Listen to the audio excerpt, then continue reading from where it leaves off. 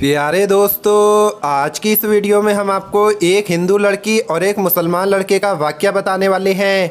जब हिंदू लड़की ने मुसलमान लड़के से रात के 11 बजे लिफ्ट मांगी तो उस मुसलमान लड़के ने उस लड़की के साथ क्या किया, और साथ में हम आपको एक मुस्लिम लड़की और हिंदू लड़के का वाकया भी बताएंगे कि हिंदू लड़के ने मुस्लिम लड़की को जब ट्रेन में अकेला देखा तो उसने उस लड़की के साथ क्या किया।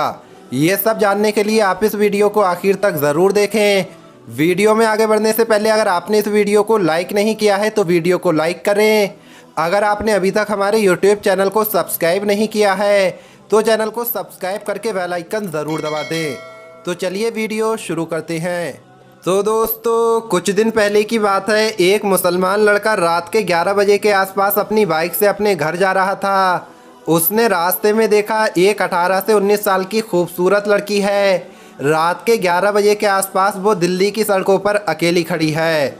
उसके सामने से काफ़ी गाड़ियां और मोटरसाइकिल गुजर रही थीं, लेकिन वो लड़की किसी के आगे अपना हाथ नहीं बढ़ा रही थी, यानी वो किसी से लिफ्ट नहीं मांग रही थी।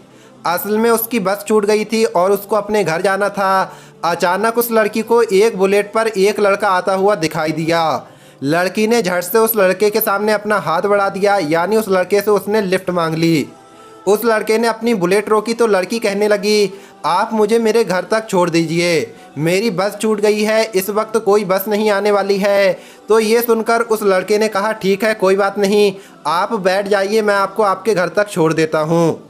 उसके बाद वो लड़की उस लड़के के साथ बाइक पर बैठ जाती है और वो दोनों चल देते हैं। लड़के ने बताया, जब मैं उस लड़की को लेकर उसके घर पहुंचा तो मैंने उससे पूछा कि जब आप सड़क पर खड़ी हुई थी तो मैंने देखा आपके सामने से काफ़ी गाड़ियां और मोटरसाइकिल गुजर रही थी, मगर आप किसी के भी आगे अपना हाथ नहीं दे रही थी।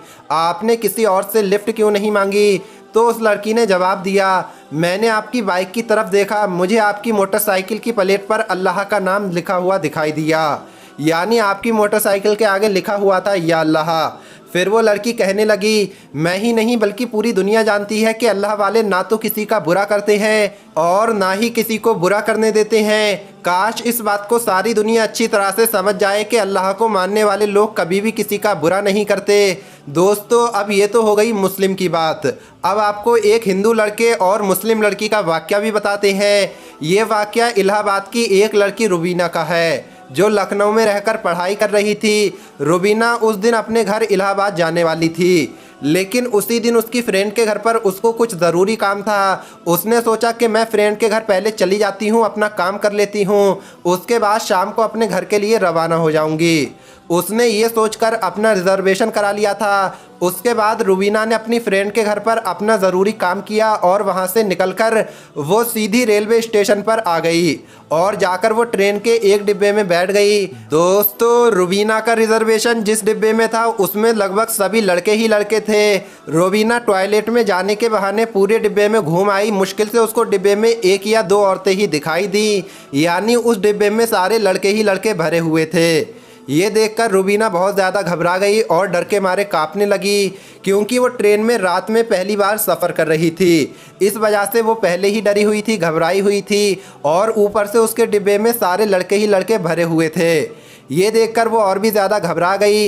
इसलिए रुबीना ने चुपचाप अपने बैग में से एक किताब निकाली और अपनी सीट पर बैठकर पढ़ने लगी। डिब्बे में बैठे वो लड़के एक दूसरे से खूब हंसी मजाक कर रहे थे और ज़ोर ज़ोर से हंस रहे थे। उनकी हंसी मजाक रुबीना की हिम्मत को तोड़ रही थी। जैसे जैसे रात का वक्त गुजरने लगा वैसे वैसे रुबीना का डर भी बढ़ता जा रहा था। रुबीना डर और घबराहट की वजह से थर थर काँपने लगी। इतने में रुबीना की सीट के सामने एक लड़का आकर बैठ गया और बोला, हेलो, मेरा नाम रियाज है और आपका क्या नाम है? तो ये सुनकर रुबीना बहुत ज़्यादा डर गई और डर के मारे काँपने लगी और कहने लगी, जी मैं ऐसे घबराने लगी, और इसके आगे वो कुछ भी नहीं बोल पा रही थी। इतने में रियाज ने कहा, चलो कोई बात नहीं, आप अपना नाम मत बताइए, वैसे आप कहाँ जा रही हो? रुबीना ने धीरे से कहा, मैं इलाहाबाद जा रही हूँ। तो ये सुनकर रियाज चौंक गया और कहने लगा, क्या इलाहाबाद? इलाहाबाद में तो मेरी नानी का घर है, इस रिश्ते से आप तो मेरी बहन जैसी लगती हो, रियाज ने खुश होते हुए कहा। और फिर रियाज रियाज रुबीना को इलाहाबाद की अनगिनत बातें बताता रहा कि इलाहाबाद में वो जगह बहुत अच्छी है, वो जगह बहुत अच्छी है। उसके नाना जी इलाहाबाद में काफ़ी नामी व्यक्ति हैं, उनके दोनों मामा सेना के उच्च अधिकारी हैं। इस तरह से रियाज रुबीना को इलाहाबाद की ढेर सारी बातें बताता रहा और कहने लगा कि इलाहाबाद में उस जगह पर बहुत अच्छा खाना मिलता है। अब धीरे धीरे रुबीना भी नॉर्मल होने लगी, रियाज की बातों में दिलचस्पी लेने लगी और फिर रात भर रियाज जैसे भाई के महफूज साए में रुबीना सोती भी रही। सुबह रुबीना ने रियाज से कहा, लीजिए ये मेरा पता रख लीजिए और कभी नानी के घर अगर आपका आना हो तो हमसे मिलने हमारे घर भी ज़रूर आना, हमारे घर वालों से मिलने ज़रूर आना। अब तो आप मेरे भाई जैसे हो और आप मेरे भाई हो। तो ये सुनकर रियाज ने कहा, कैसा नानी का घर मेरी बहन, मैंने रात को आपको डरते हुए और घबराते हुए देखा तो मैंने आपके दिल से डर और बहम निकालने के लिए झूठ मूठ के रिश्ते बनाने लगा। मैं तो पहले कभी इलाहाबाद गया भी नहीं हूँ। तो ये सुनकर रुबीना चौंक गई।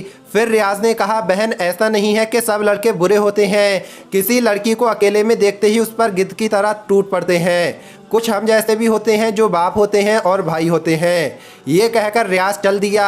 रुबीना रियाज को देखती रही जैसे कि कोई अपना सगा भाई आज विदा कर रही है, उसका सगा भाई उससे विदा लेकर जा रहा हो। रुबीना की आंखें गीली हो चुकी थी, उसकी आंखों में आंसू आ चुके थे। तभी कुछ देर के बाद रियाज वापस आया और रुबीना से कहने लगा, हाँ बहन, मेरा नाम रियाज नहीं है बल्कि मेरा नाम तो राजेश है। ये सुनकर रुबीना और ज़्यादा चौंक गई।